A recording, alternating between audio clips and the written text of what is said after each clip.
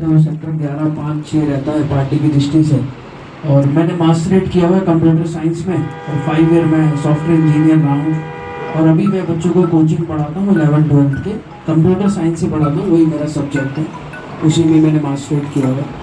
तो जैसा अभी भाव बताया, मतलब कि अपने दीदी ने हमको कि भाई मन में इच्छा शक्ति होनी चाहिए। और क्या होता है कि एक मन कहता है कर सकते, एक मन कहता है नहीं कर सकते। अगर मैं अपना खुद का एग्जाम्पल बताऊं तो मैं 9th क्लास में जब था तो मेरी एक बार कंपार्टमेंट आई। और मतलब मैं शुरू से ही एक ऐसा छात्र था कि खेल कूद में मेरा ध्यान ज़्यादा रहता था, पढ़ाई में कम रहता था।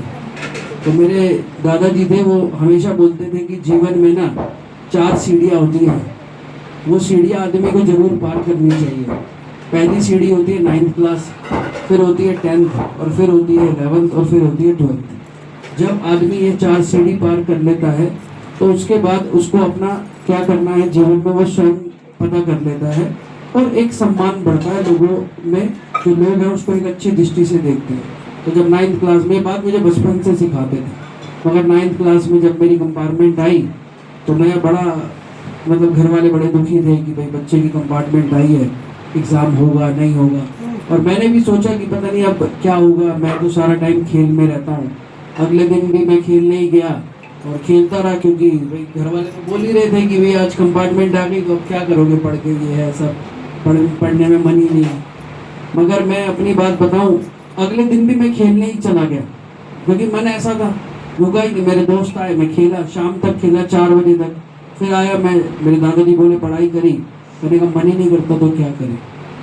मगर क्या होता है कि जब कहते हैं ना, जब रस्सी एक पत्थर पे चलती है, कुएं में जब वो पानी निकालती है तो उस पत्थर पर भी निशान पड़ जाता है। मगर वो दादाजी की कही हुई बात हमेशा ध्यान रहती थी कि ये जो सीढ़ियाँ हैं ये जीवन का लक्ष्य है, जब तक आप इन्हें पार नहीं करोगे तब तक आगे नहीं बढ़ोगे। और आज मैं जानता हूँ अपने पूरे परिवार में सबसे ज़्यादा पढ़ा लिखा हूँ मैं, जहाँ तक मेरे को पता है। और मतलब मैंने 9th में वो कंपार्टमेंट का एग्ज़ाम क्लियर करके फिर उसके बाद कभी पीछे देखा ही नहीं। हिंदी मीडियम से पढ़ा और उसके बाद फिर 10th तक मैं हिंदी मीडियम में था, और उसके बाद एकदम इंग्लिश मीडियम की तरफ शिफ्ट करना, इट्स क्वाइट डिफिकल्ट।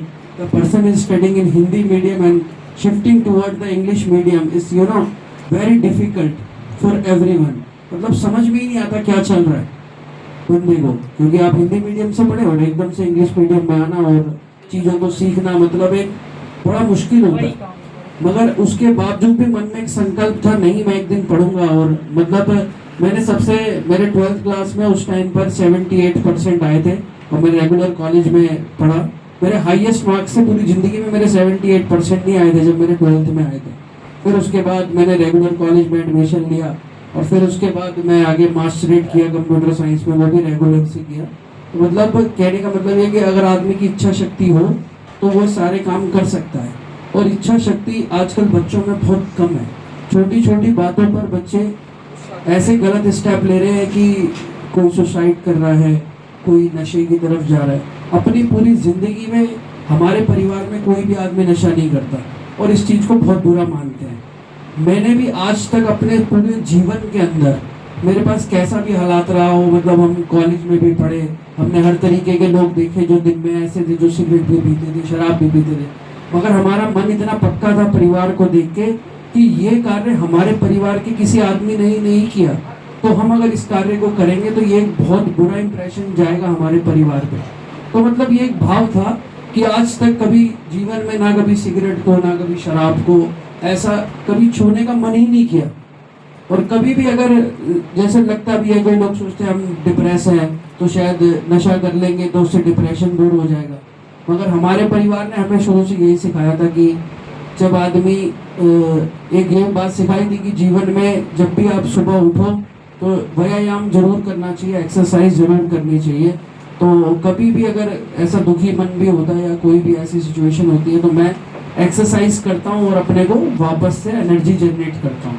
तो मतलब एक ऐसी चीज़ सिखाई है। तो बस इतना ही बोलकर मैं अपनी बात को विराम दूंगा, और बस इतना ही मुझे कहना था। मेरे को अच्छा लगा कि आप लोगों ने मेरी बात सुनी इस बात के लिए, और मैं सरोज दीदी का भी धन्यवाद करूँगा कि उन्होंने मुझे माइक दिया, मंच दिया। अपनी बात रखने का मौका दिया। धन्यवाद। बहुत अच्छे संस्कारी हो, अभी आपको बाबा के राइट हैंड बन के रहना है। परमात्मा